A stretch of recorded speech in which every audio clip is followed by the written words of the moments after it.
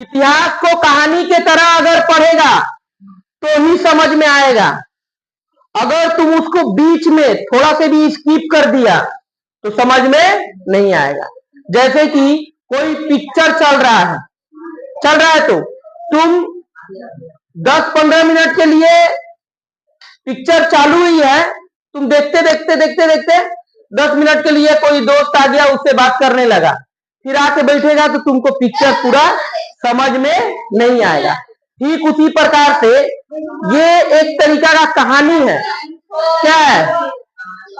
कहानी है। इतिहास क्या है? एक कहानी है। हम लोग पढ़े थे हसीन मासूक सा, हर्यक वंश, शिशुनाग वंश, नंद वंश, मौर्य वंश, फिर उसके बाद शुंग वंश के बाद कर्ण वंश के बाद सतवाहन वंश। सतवाहन वंश के संस्थापक कौन थे? सिमुक। कौन थे? शुंग वंश के संस्थापक पुष्यमित्र शुंग।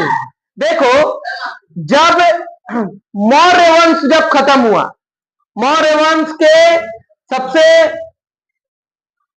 चंद्रगुप्त मौर्य, उनका बेटा कौन है? बिंदुसार। बिंदुसार का बेटा सुसीम और सम्राट अशोक। सम्राट अशोक जब बौद्ध धर्म ले लेने के बाद भारत का परिस्थिति अच्छा नहीं था, क्योंकि उस समय भारत का कोई योग्य शासक, बहुत बढ़िया शासक यहाँ पे नहीं था। कोई बढ़िया शासक नहीं था।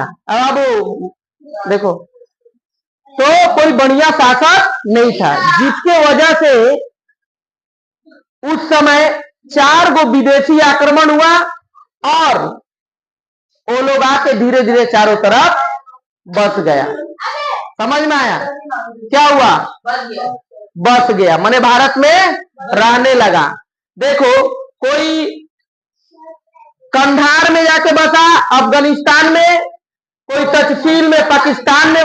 देखो, अफगानिस्तान, पाकिस्तान, म्यांमार, नेपाल, भूटान सब भारत में ही था उस समय।